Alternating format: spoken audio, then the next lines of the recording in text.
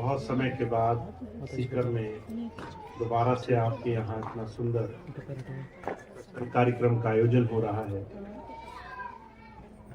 हम सब लोग बहुत दूर दूर से आज यहाँ मौजूद हैं।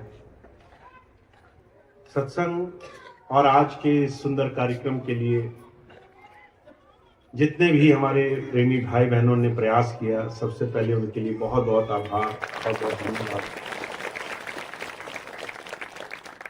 हमारे जीवन में बहुत समय हमें उस प्रभु की याद करने के लिए मिल जाए, हम अपने इस व्यस्त जीवन में, इस भाग दौड़ भरे जीवन में उस मालिक को याद कर सकें, ये बहुत साधारण, बहुत आम बात नहीं है। आप देखते होंगे चारों तरफ संसार में, आपके रोज के जीवन में हमें संसार की इतनी चीजों ने घेर रखा है, जितना हमारा हर रोज का संसार का लेना देना नहीं है, उससे कई गुना ज्यादा हमारे दिमाग में, हमारी सोच में, हमारे जीवन के अलग अलग तरीके के बंधन हमारे अंदर पड़े हुए हैं। हुजूर कहा करते थे, एक बार उनसे एक प्रश्न पूछा गया कि हम मनुष्यों को क्या सारी चीजें भाग्य, जिसे हम प्रारब्ध कहते हैं, उसके साथ क्या बंधी हुई मिली है? क्या हम पूरी तरीके से भाग्य के अधीन हैं? क्या हमें थोड़ी सी भी आजादी नहीं है? तो हुजूर कहने लगे, इंसान के जीवन का कुछ हिस्सा, इस पूरे जीवन में आप जितना समय भी जिएंगे, उसका कुछ हिस्सा आपके भाग्य की तरह तय होता है, और उससे बहुत ज्यादा परमात्मा मनुष्य को, इंसानों को उसकी आजादी देता है अपने जीवन में नए कर्म करने की, जिसे फ्री विल कहते हैं।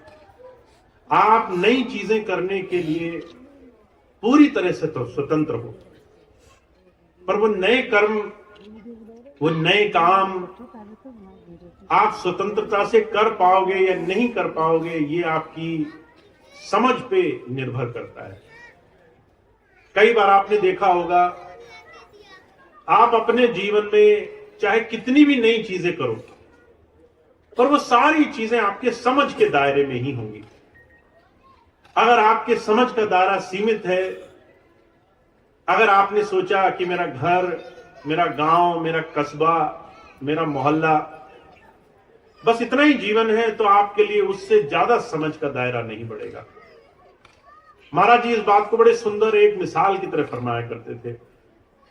एक बार एक हंस उड़ता हुआ एक कुएं के सिराने आकर बैठ गया, और उसने नीचे झांका तो एक मेंढक कुएं के अंदर ऊपर नीचे डुबकी लगा रहा था। मेंढक ने ऊपर देखा एक हंस जो उसकी पहुंच से बहुत ऊपर है। मेंढक ने पूछा, बाहर की दुनिया कैसी है? तो हंस कहने लगा, बहुत बड़ी है, तुम्हारी सोच, तुम्हारी कल्पना, तुम्हारे समझ से बहुत बड़ी है। मेंढक को यकीन नहीं आया। मेंढक कहने लगा, कितनी बड़ी है? और उसने एक छोटा सा चक्कर लगाया कुएं के पानी के अंदर, कहने लगा, इतनी बड़ी है दुनिया। तो हंस बहुत हंसा, कहने लगा, इससे तो बहुत बड़ी है दुनिया।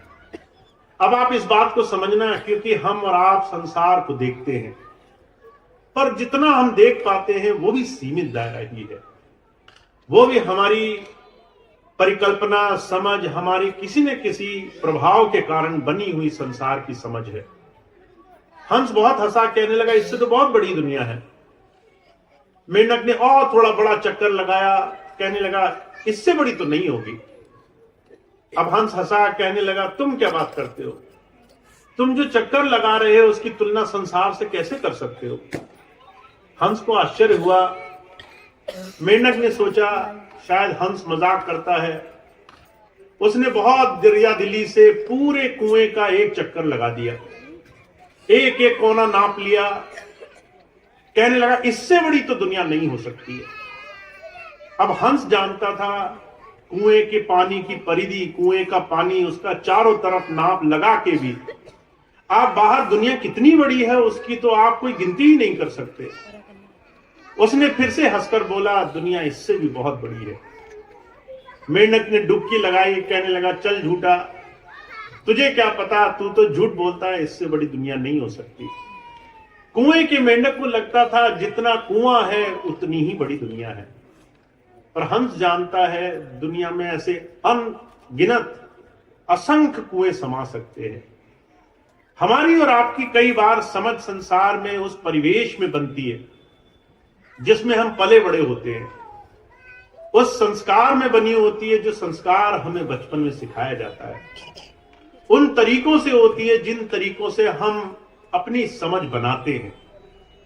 कई बार आप संसार में, समाज में देखोगे, आप जो किसी को बात समझाने की कोशिश करो, वह आदमी उस बात को नहीं मानेगा, वो कहेगा ये झूठ है, असंभव है, ऐसा होता ही नहीं है।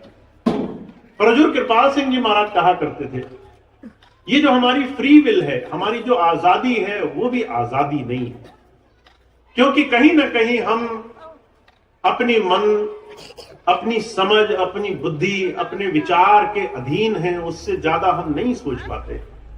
हमने अपने दायरे नहीं खुले छोड़े, हमने अपने दरवाजे बड़े नहीं किए, हम नई चीज को सीखने के लिए तैयार नहीं है।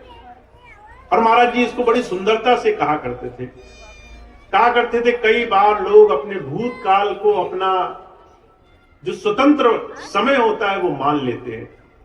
मेरा बीता समय वही मेरे पास आजादी थी जो मेरे हाथ से निकल गई, मेरा भविष्य तो प्रारब्ध है, मेरे हाथ से एक भी नई चीज नहीं हो पाएगी। महाराज जी कहा करते थे, अच्छा ये होता तुम अपने भूतकाल को अपना प्रारब्ध मानते, तुम्हारा बीता हुआ समय तुम्हारा भाग्य था, उसमें कुछ नहीं कर पाओगे तुम, पर तुम्हारा नया आगे आने वाला समय तुम्हारी स्वतंत्रता है, तुम जो चाहे कर सकते हो। तुम चाहे जीवन में सारा समय सोकर गुजार सकते हो या जाग करके गुजार सकते हो, तुम लोगों की दुख, परेशानी, तकलीफें देख देख करके गुजार सकते हो, उससे तुम खुद को दुखी कर सकते हो या जीवन में कुछ नए काम कर सकते हो। हुजूर कहा करते थे, विडंबना ये है, लोग अपने बीते कल को अपनी आजादी मानते हैं, आने वाले कल को अपनी मजबूरी मानते हैं। कभी आपने सुना होगा लोग इस बात को कहते मिलेंगे आपको, मेरा अच्छा समय तो गुजर गया, मेरा अच्छा समय तो जा चुका, अब आगे कुछ बचा नहीं है मेरे पास, अब तो जो है उसी में जीना है, जितना है उसी में गुजारा करना है। कभी सुना है आपने ऐसे लोगों को? हो सकता है हम भी उसी तरीके से बात करते हो, हम भी कहते हो हम अब कुछ नया नहीं कर पाएंगे जीवन में, जो हो गया हो गया, अब तो जो है उसी में हमें गुजारा करना है। पर जब संत आते हैं वो हमें इस बात से जीवन की समझ, जीवन क्यों मिला है, इस बात को समझाना चाहते हैं। मनुष्य जीवन ही एकमात्र जीवन ऐसा है जिसकी देवताओं से भी ज्यादा तुलना की गई है। इस मनुष्य जीवन को देवताओं से भी ज्यादा बेहतर, सुंदर बताया गया है, क्योंकि सिर्फ मनुष्य जीवन ऐसा है जिसमें इंसान विवेक से, समझ से जीवन में कुछ कर पाएगा। आप दुनिया में मनुष्य के अलावा किसी भी जीवन को देख लो, कीड़े मकोड़े, पशु पक्षी, जीव जंतु, किसी को आजादी नहीं है, कोई अपनी मर्जी से कुछ नहीं कर सकता, सिर्फ भोगना है, सिर्फ कष्ट उठाने हैं, जो कर चुके हो उसका दुख भोगना है। दुख भोगने के अलावा जीवन में कोई और रास्ता नहीं है। सिर्फ मनुष्य जीवन ऐसा है जिसमें इंसान के हर क्षण उसके जीवन में एक नई दिशा में बढ़ने की आजादी है। और इस बात को हमारे स्वामी जी एक अलग दिशा में फरमाया करते थे। हमारे गुरु परंपरा में एक संत हुए बाबा सावन सिंह जी महाराज, उनको सहज प्रथा का संत कहा जाता था। बड़े प्रेम भाव से प्रभु भक्ति क्या है इस बात को बड़ी सहज भाव से समझाया करते थे। एक बार वो कहीं जा रहे थे, ट्रेन में बैठे, फ्रंटियल मेल से कहीं जा रहे थे, तो रास्ते में एक पठान ने उनको ऊंटनी पे बैठा हुआ वो जो है ट्रेन को चलता हुआ देखता रहा। उसी देखते देखते उसकी एक क्षण के लिए बाबा सावन सिंह जी महाराज के चेहरे पर नजर पड़ी। और जब नजर पड़ी तो उसने सिर्फ एक बात अपने मन में महसूस की कि वल्ला ये शख्स ये कितना नूरानी है, इसके चेहरे पर कितना तेज है, कितना प्रकाश है, कितना ये अपने चेहरे से आध्यात्मिक मालूम पड़ता है। एक क्षण के लिए उसके मन में भाव पैदा हुआ और उसके बाद वो अपने आगे काम पे चल गया, पर उसे समय समय पर वो चेहरा, वो तस्वीर याद आती रही। जब उसका अंत समय आया तो उसको बाबा सावन सिंह जी महाराज के दर्शन हुए। वो आस पड़ोसियों को बुला बुला करके पूछा करता था, मुझे कोई सरदार जी की शक्ल दिखाई देती है। बार बार वो कहते हैं तुम्हें लेने के लिए आया हूं। और वो आसपास के सत्संगियों से पूछा करता था, तुम ऐसे किसी सरदार को जानते हो क्या? किसी ने कहा, तस्वीर दिखाई, तो वो पठान कहने लगा, हाँ यही है जो बार बार मुझे दर्शन देते हैं। जब वो बाबा जी के दर्शन करते करते शरीर पूरा कर गया, उसका अंत समय आया, तो जो है एक सत्संगी को बड़ा इस बात का अचरज हुआ, आश्चर्य हुआ। इसने कभी नाम नहीं लिया, ये इस्लाम धर्म को मानने वाला, ये ईश्वर को नहीं मानने वाला, इसको बाबा जी दर्शन कैसे दे गए? जब उस सत्संगी को अचरज हुआ, वो ब्यास डेरे गया, बाबा सावन सिंह जी महाराज से उसने पूछा कि महाराज, एक गैर सत्संगी को आपके दर्शन कैसे हुए? दर्शन हुए तो उसको आप कैसे लेने आ गए? तो महाराज जी कहा करते थे, नए कर्म में, किसी भी एक छोटे से कर्म में अगर हम एक शुभ कर्म कर जाएं, अगर हमारा ध्यान उस प्रभु के साथ एक क्षण के लिए जुड़ जाए, वो एक क्षण हमारे जीवन को बदलने के लिए काफी है। दुनिया में चाहे जितने भी काम आपने किए हों, पर अगर जिस क्षण से आपके जीवन में बदलाव की उम्मीद आ गई, वो क्षण से आपका जीवन बदल सकता है, उस क्षण से आपके जीवन में चमत्कार हो सकता है। इसलिए कबीर साहब एक बात कहा करते थे, राम नाम हृदय पड़ा, भया पाप का नाश, जैसे चिंगिया की पड़ी पुरानी घास। अगर घास का ढेर हो, चाहे वो पूरे खेत में भरा हो, चाहे खेत पूरा घास से भरा दिखाई देता हो, उसको जलाने के लिए माचिस की एक जलती हुई तीली काफी है, एक चिंगारी काफी है उस घास के ढेर को राख करने के लिए। एक छोटी सी चिंगारी बड़े से बड़े पहाड़ जैसे राख के ढेर को, घास के ढेर को राख कर सकती है। ऐसे एक छोटा सा उस प्रभु की दया का एक छोटा सा कण, एक छोटा सा उसकी दया का एक छोटा सा प्रभाव हमारे जीवन में अनगिनत जन्मों जन्मांतरों के कर्मों का नाश करने के लिए काफी है। हुजूर कहा करते थे, ये आपके नए कर्म का प्रभाव है। अगर आप पहले ही तरीके से चलते चले आए, अगर आप पहले ही की तरह से सारे काम करते रहे, तो जीवन में कुछ नया नहीं प्राप्त होगा। इसलिए जितने भी संत आए संसार में, उन्होंने हमें और आपको एक बात समझाने की कोशिश करी है। उन्होंने कहा है, अगर तुम पुराने तरीके से जीवन जीते रहे तो तुम्हें नए बड़े बड़े जीवन की सफलताएं नहीं मिलेंगी। अगर तुम अपने बच्चे को स्कूल भेजकर पहले दर्जे में तुमने दाखिल करा दिया और उस बच्चे से ये उम्मीद करो कि वो 12वें दर्जे का एग्जाम हल कर ले, तो तुम्हारे सोचने से कुछ नहीं होगा। तुमने उसका दर्जा नहीं ऊपर बढ़ाया है, वो अभी छोटा है, वो अभी बड़े बड़े एग्जाम पास नहीं कर पाएगा। हुजूर कहा करते थे, उसे अपना समय, अपना जीवन लगा करके अपने आप को उस काबिल बनाना पड़ेगा। ऐसे हम जब जीवन में कुछ पाना चाहते हैं, चाहे वो सुख हो, समृद्धि हो, चाहे जीवन में हमारे संतोष हो, हम जीवन में जो कुछ भी पाना चाहते हैं, वो पाने के लिए हमें अपना आयाम बदलना पड़ता है। जहां आज है उससे अपने जीवन को बदलना पड़ेगा, उससे अपने जीवन को निखारना पड़ेगा।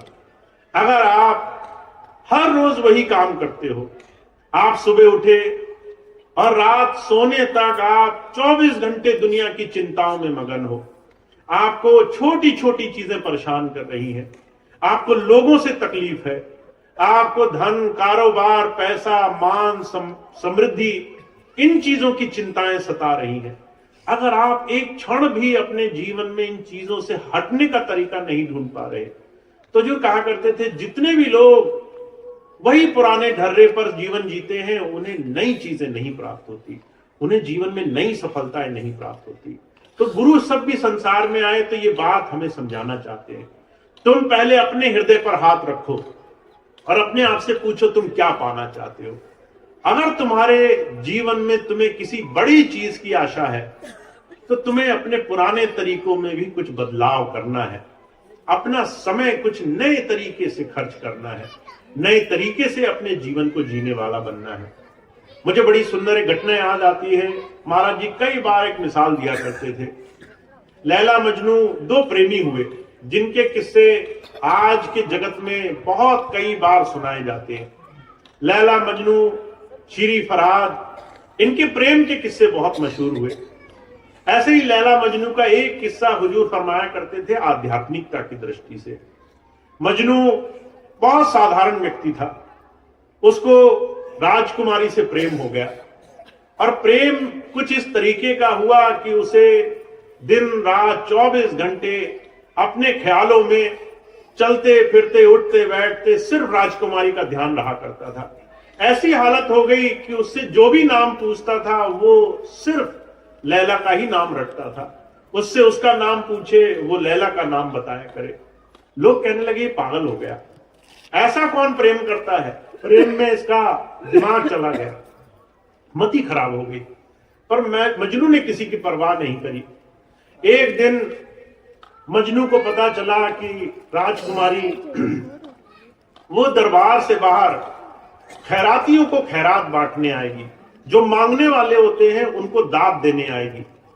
और जितने भी मांगने वाले थे उन्हीं की लाइन में जाकर के मजनू खड़ा हो गया कि अगर सबको कुछ ना कुछ मिलेगा तो मुझे भी कुछ ना कुछ तो मिल ही जाएगा। अब राजकुमारी जब एक एक को देते देते आगे पहुंची तो जिसकी जितनी भावना, जिसको जो चाहिए था वही मिलता था। किसी को भोजन चाहिए, भोजन मिलता था। किसी को धन चाहिए, महंगे कपड़े चाहिए, रतन चाहिए, जो हाथ आता वो राजकुमारी सब खैरातियों को खुले दिल से बांटती थी। सब खुश होकर जाते, बड़ी तारीफ करते हुए जाते। जब वो सबसे आखिरी पहुंची तो मजनू खड़ा था, उसने आंखों में देखा और लैला ने उसके उस प्याले में जिसमें वो मांगने आया था उस पर जोर से लात मारी। वो प्याला दूर गिरा, प्याला टूट गया और ये करके राजकुमारी वापस लौट गई। अब जब यह हालत देखी तो जितने लोग वहां खड़े थे सब बड़े हैरान रह गए। इस बेचारे का क्या दोष था, ये भी तो हमारी तरह कुछ मांगने आया था, इसकी तो बड़ी बदनामी हुई, इसको तो कुछ मिला ही नहीं, ये मांगने भी आया और खाली हाथ लौटना पड़ गया। पर जब उन्होंने मजनू की तरफ देखा तो मजनू मन ही मन मुस्कुरा रहा था, बड़ा खुश था। अब लोगों के आश्चर्य का ठिकाना नहीं रहा। एक तो इसका प्याला टूट गया, दूसरा बदनामी हुई सो अलग, और तीसरा ये पागल हो गया। इसको देखो ये हंस रहा है, इतनी बेइज्जती होने के बाद कौन हंसता है। लोग बड़े परेशान हुए कि इस बेचारे की बड़ी दुर्गत हुई। मजनू के पास गए, पूछने लगे भाई परेशान क्यों हो, तुम पागल क्यों हो गए, ऐसी स्थिति कैसे हो गई। मजनू कहने लगा तुम समझे नहीं, जो वो देना चाहती थी, जो मैं लेना चाहता था वो मुझे हासिल हुआ। अब लोगों को बड़ा आश्चर्य हुआ। राजकुमारी ने लफ्ज नहीं बोला था, उल्टा उसने प्याला तोड़ा था, बदनामी करी थी। और मजनू कहता है उसे जो चाहिए था वो मिल गया। तो लोगों ने पूछा तुम्हें क्या मिल गया। तो मजनू एक बात कहता है तुमने जो चाहा तुम्हें मिल गया। तुम्हें धन दौलत रतन आभूषण दुनिया की चीजें चाहिए थे, मुझे उसका प्रेम चाहिए था, उसके प्रेम भरी एक नजर चाहिए थी। राजकुमारी कहती है जो प्रेम तुम चाहते हो वो ये छोटे बर्तनों में नहीं समाएगा। इस बर्तन में तुम प्रेम लेने आ गए, इस बर्तन को बड़ा करो, इसको पात्र बनाओ, इसको विशाल बनाओ, जिसमें प्रेम समा सके उस लायक बनो। हुजूर कहा करते थे इस दुनियावी मिसाल से हम सब लोग उस प्रभु के आशिक हैं, किसी न किसी रूप में उस परमात्मा को मांगते हैं, पर हमारा बर्तन बड़ा छोटा है। हम उस प्रभु से मांगते हैं तो दुनियावी चीजें मांग कर लौट जाती है। कभी कहते हैं हमारे पेट का दर्द ठीक हो जाए, कभी कहते हैं हमारे बच्चे पढ़ लिख जाए, कभी कहते हैं हमारी बीमारी ठीक हो जाए, हमारा घर ठीक हो जाए। अभी मैं एक छोटी सी घटना आपको सुनाता हूं। एक बहन आई मेरे पास, कहने लगी मैं बहुत समय से सरकारी नौकरी मिल जाए इसकी कोशिश कर रही हूं, मैं आपको एक प्रार्थना करना चाहती हूं। मैंने कहा क्या बात है। कहने लगी अगर मेरी सरकारी नौकरी आप लगवा दो दया करके तो पहले महीने की तनख्वाह मैं आपको दूंगी, पहले महीने की तनख्वाह आपको मैं दूंगी।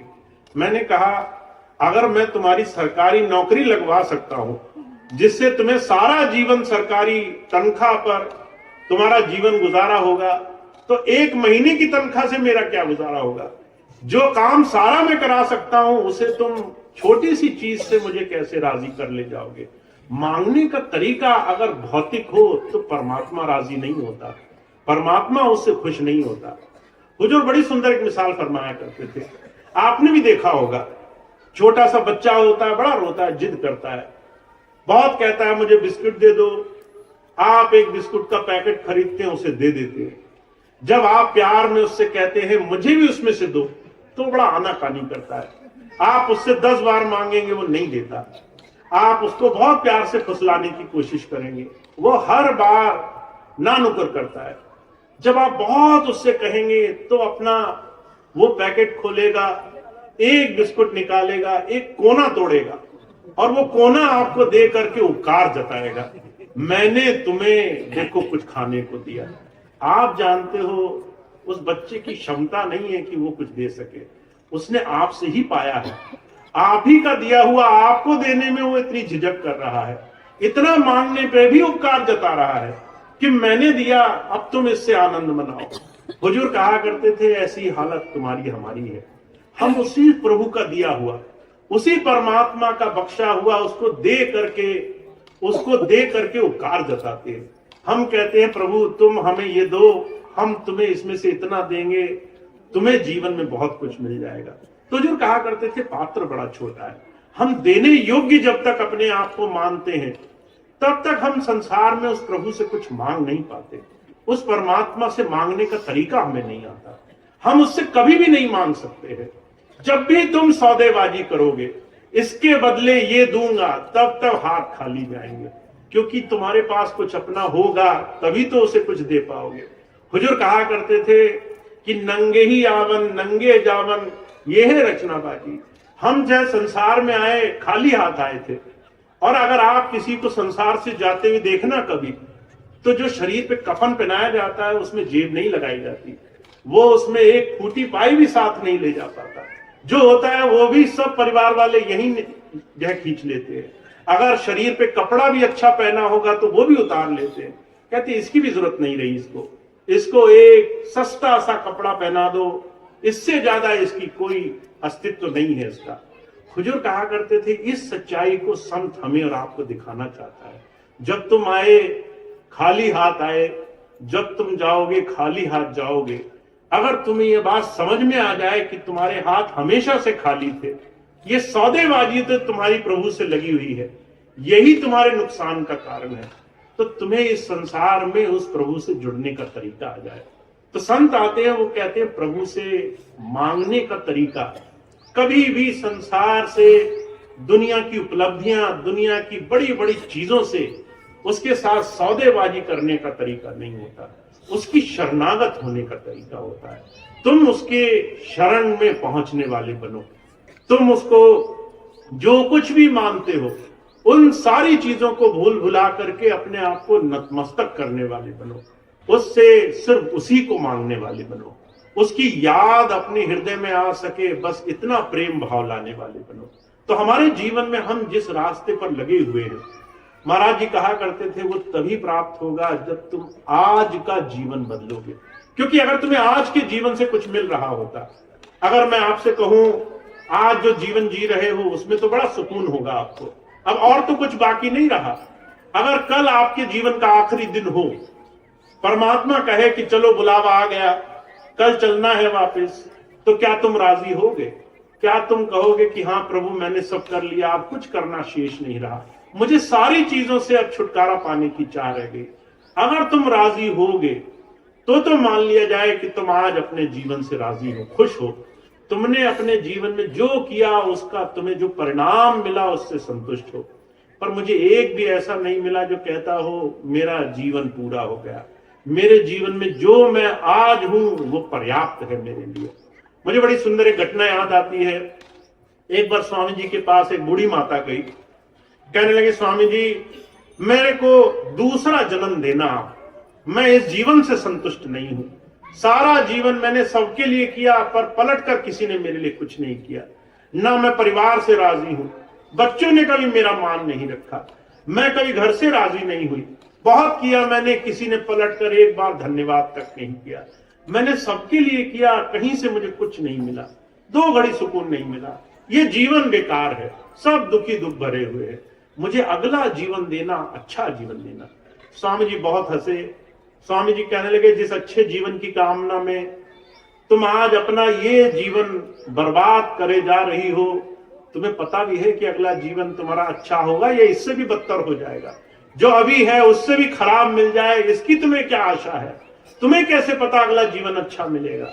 जो तुम्हें मिला है, जब तुम्हें वो अच्छा बनाना नहीं आया, जब तुम उस जीवन का सम्मान नहीं कर पाए, जब तुम इस जीवन में जो उस प्रभु ने दिया उसका तुम मान नहीं कर पाए, तो हुजूर कहा करते थे, प्रभु की ये दात जो तुम्हें मिली है, सुख और दुख दोनों का सम्मान करना आना चाहिए। आपको उस परमात्मा ने जिस जीवन में भेजा, इस शरीर में भेजा, इस शरीर के साथ जिस परिवार, जिस समुदाय, जिस परिवेश में भेजा, वो परिवेश तुम्हें खास तौर से मिला है, सबको नहीं मिला। और हुजूर कहा करते थे, अगर तुम्हें मिला है तो तुम्हें इस शरीर में, इस परिवेश को, इसमें अपने जीवन से तुम क्या बना सकते हो, ये काम करने के लिए तुम्हें भेजा गया है। तुम सिर्फ ये मांगते रहो कि मुझे अच्छा अच्छा मिले, तो जो कहा करते थे, सिर्फ मांगने से इस संसार में किसी का भला नहीं होता। तो जब संत आते हैं, वो कहते हैं इस जीवन का निर्माण करना है, इस जीवन को बनाना है, हर रोज अपने जीवन में इसे हम ऐसा बना सकें कि इस जीवन को जो आज है उससे बेहतर छोड़कर जाए। हम अपने जीवन में कुछ ऐसे काम करें जिससे जीवन आज से बेहतर हो सके। इसलिए हुजूर एक छोटी सी बात कहा करते थे। महाराज जी कहा करते थे, अगर अच्छा जीवन जीना चाहते हो तो 3 छोटी सी चीजों को जीवन का सिद्धांत बना लो। कहा, do good, be good, be one. पहली चीज, नेकी किया करो। जो तुम्हारा आज का जीवन है, इसको और अच्छा कैसे बना सकते हो? तुम्हारा परिवार है, तुम अपने परिवार में जिस भाव से रहते हो और भाव अच्छा कैसे कर सकते हो? कैसे उस परिवार में और मीठे हो सकते हो? कैसे अपनी वाणी और मिठास से भर सकते हो? कैसे लोगों से और विनम्रता से बात कर सकते हो? कैसे लोगों को और अच्छा जीवन दे सकते हो? जिस समाज में रहते हो, जिन लोगों के बीच में रहते हो, वहां विनम्रता दिखाओ। क्योंकि अगर आपने जहां हो वहां अच्छाई करना नहीं शुरू किया, तो कोई ऐसा स्वर्ग नहीं है जहां आपकी अच्छाई की गिनती होने वाली होगी। हुजूर कहा करते थे, यही स्वर्ग है, यही नरक है। अगर तुमने अपने कर्मों से अपना आज का जीवन बेहतर नहीं बनाया, तो तुम तो हर रोज नरक में जी रहे हो, तुम्हें हर रोज अपने जीवन में दुख हो रहा है। और अगर तुमने आज अपने कर्मों से अपने जीवन को अच्छा बनाया, तो तुम्हें हर दिन, हर क्षण उस प्रभु की कृपा दिखाई देगी। तुम्हें दिखाई देगा कि हर जगह कहां वो परमात्मा तुम्हारे लिए सारे काम बना करके रखता है। तो जब जब संत आते हैं, कहते हैं इसी जीवन को अच्छा बनाना है, इस जीवन को उस प्रभु की कृपा मान करके जियो, हर सांस उसकी कृपा मान कर जियो। एक सांस भी बर्बाद ना जाने दो, एक सांस भी ऐसी ना हो जो तुम्हारे मन में भाव रह जाए कि जीवन बेकार है, इसे तो मैं काट दूंगा, इस जीवन को ऐसे ही मैं गुजार दूंगा, इस जीवन में कुछ नहीं, अगला जीवन बेहतर होगा, अगला जीवन स्वर्ग की आशा में होगा। हुजूर कहा करते थे, एक सांस भी ऐसी बर्बाद न जाने पाए। तो ऐसा जीवन जिसे हम सिर्फ संतों के सानिध्य में बैठकर गुजार सकते हैं। महाराज जी कहा करते थे, इसके लिए गुरु तुम्हें एक ऐसा तरीका सिखाने आता है जिससे आप अपने जीवन में अपना जीवन अच्छा बना सको। कारण क्या है? हम तभी उस प्रभु को याद कर पाएंगे जब हमें किसी संत की दया से एक नजरिया प्राप्त होगा, एक दृष्टिकोण प्राप्त होगा। अब दृष्टिकोण कैसे प्राप्त होता है, ये बात एक मैं छोटी सी घटना के साथ आपके सामने रखता हूं। मुझे याद है, स्वामी जी कई बार एक छोटा सा वृत्तांत सुनाया करते थे। एक बार 4 पंडित, उनके मन में आया कि हम कैसे जो है मथुरा से आगरा जाएं और वहां यात्रा करके आए। मन में विचार बनाया, रात को सोचा, छोटी सी नदी है, नदी जो है हम चारों लोग एक एक करके नाव चलाएंगे, नदी से उस पार हो जाएंगे, बढ़िया दर्शन करके आएंगे।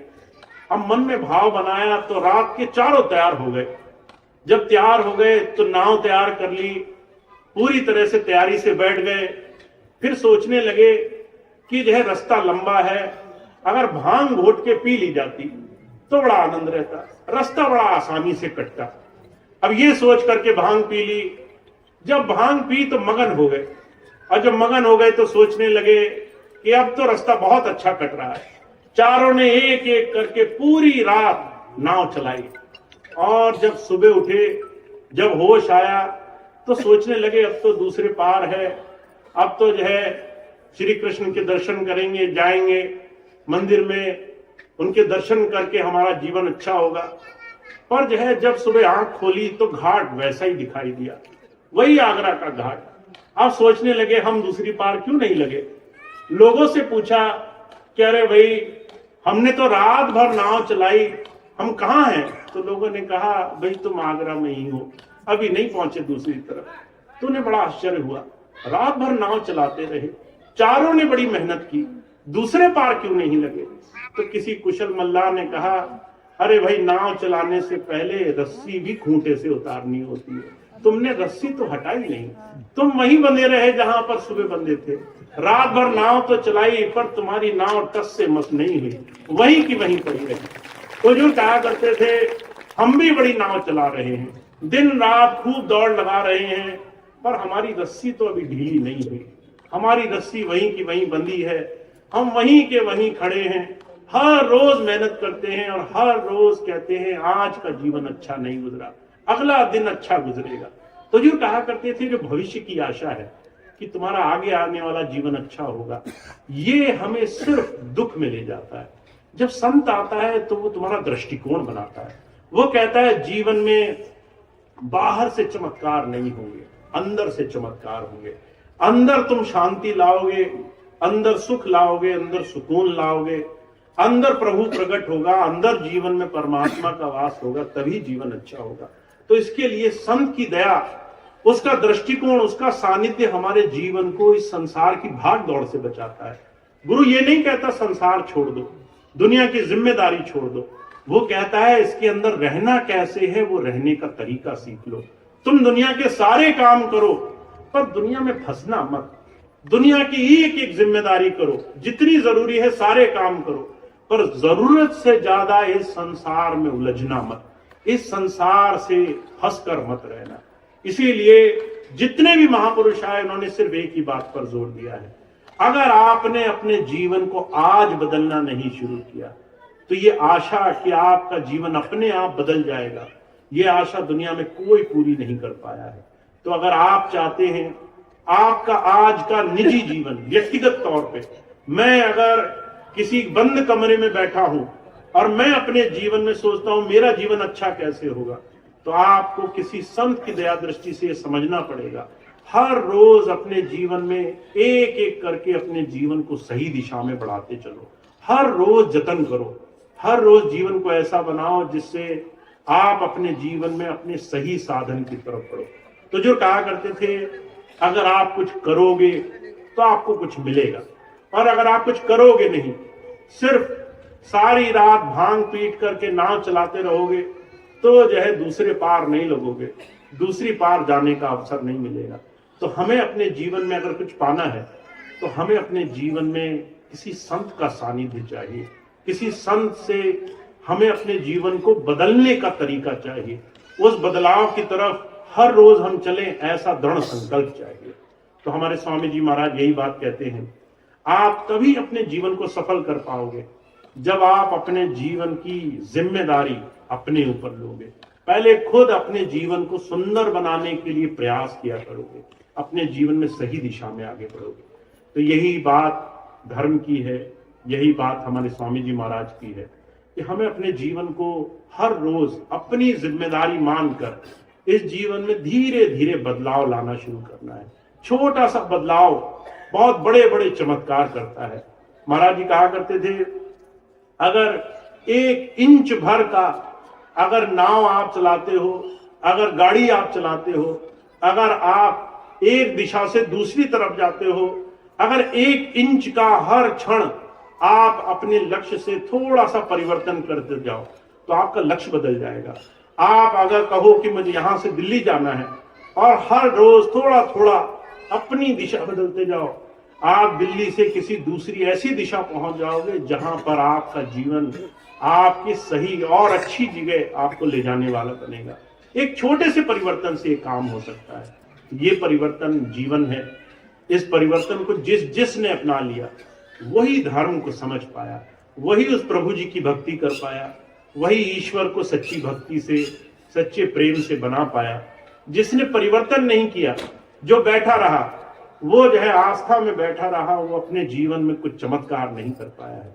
इसलिए हमारे स्वामी जी महाराज एक ही बात कहते हैं, कहते ऐसा ना हो कि बाहर के तमाम ये विषय विकार, भाग दौड़ के संसार के तरह तरह के दुखों के जंजाल हमारे जीवन को ऐसे ही हाथ से निकाल दें और हमारा समय हमारे हाथ से निकल जाए। इस समय को, इस सांसों को आपको जीवन में बनाने का तरीका आना चाहिए। तो ये हम अपने जीवन में बनाएं, इस दिशा में बढ़ें, तभी सत्संग सार्थक है।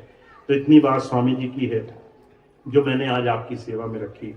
आप इसका खूब खूब लाभ उठाया करें, खूब खूब अपने जीवन में दिशा से जुड़ें।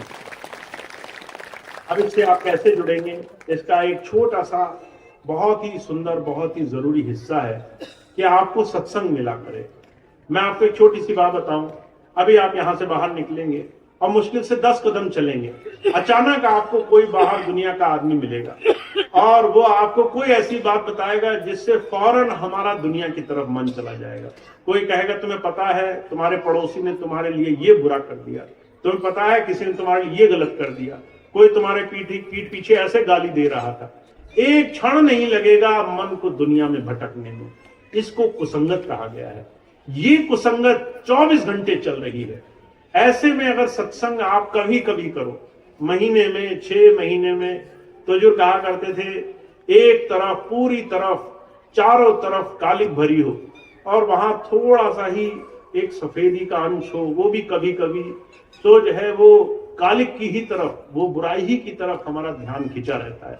तो हमें सिर्फ प्रयास इतना करना है कि अगर संसार पूरी तरह से जागरूक है संसार की चर्चाओं में, तो हमें ज्यादा से ज्यादा सत्संग कैसे मिले। जितना आप सत्संग से जुड़ पाओगे, जितना मन सत्संग से जुड़ पाएगा, उतना ज्यादा जीवन में बदलाव आएगा। तो आपको सत्संग मिले, हर सप्ताह मिले, ज्यादा से ज्यादा मिले, इसका प्रयास करना है। और हम, महाराज जी कहा करते थे, अगर हमने खुद अपने जीवन में बदलाव लाना शुरू किया तो ही हम किसी को सही चीज बता पाएंगे।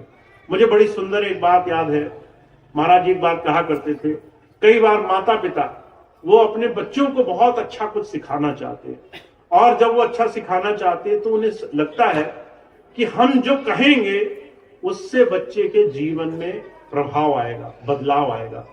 अब ऐसी ही छोटी सी चीज मुझे देखने को मिली। एक सत्संगी परिवार में से एक बच्चे ने मुझे पत्र लिखा और पत्र लिखा और उसने कहा कि भैया जी मेरा सत्संग में आने को दिल नहीं करता। मैंने कहा ऐसी क्या बात हुई। मैंने आगे पत्र पढ़ा तो पत्र में लिखा था मेरे माता पिता कई वर्षों के नामदानी हैं, पर जो है वो छोटी छोटी बात पर लड़ जाते हैं, छोटी छोटी बात पर झगड़ा करते हैं, छोटी छोटी बात पर एक दूसरे को बहुत बुरी दृष्टि से देखते हैं, जैसे एक दूसरे के शत्रु हो। एक दूसरे के अंदर बुराई दिखाई देती है।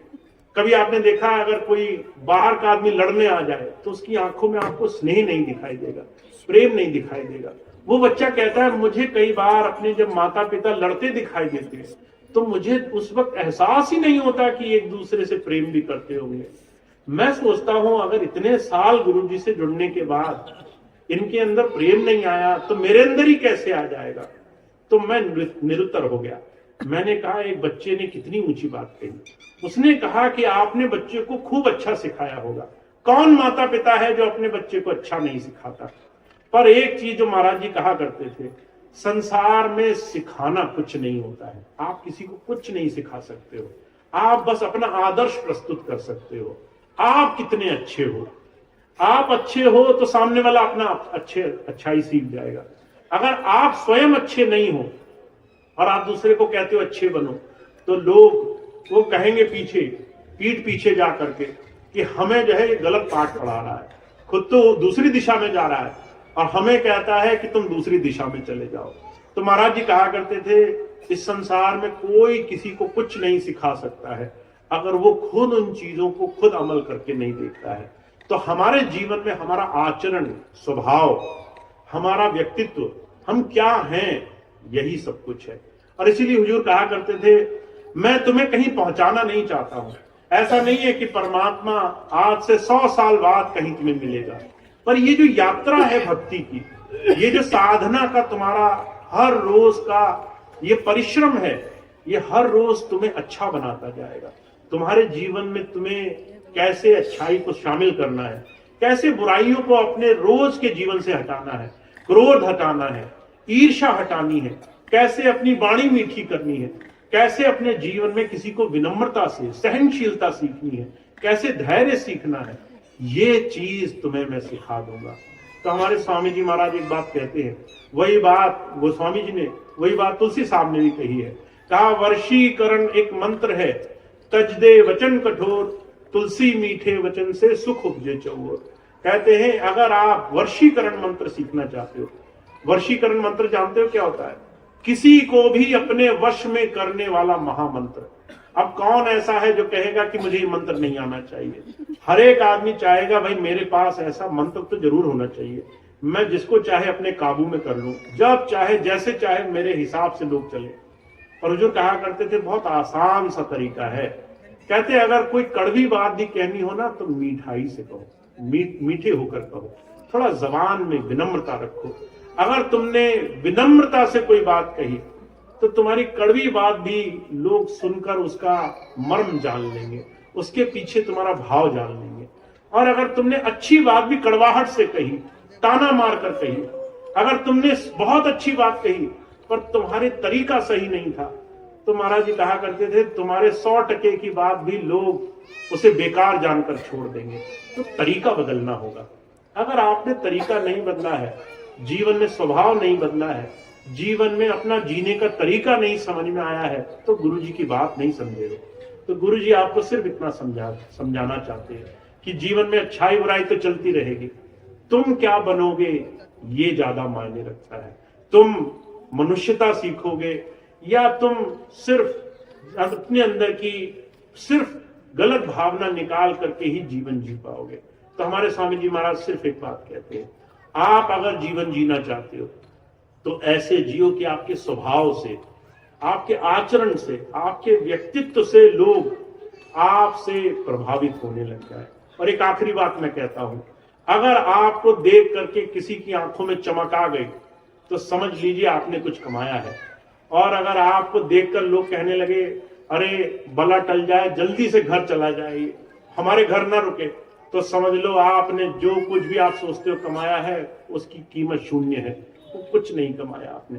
कई बार आपने देखा ना, लोग घर आ जाते हैं मेहमान बन करके, 2 दिन रुकते हैं, लोग तीसरे दिन कहने लगते हैं कब जाएगा वापस, कब जो है इसको वापस जाना है।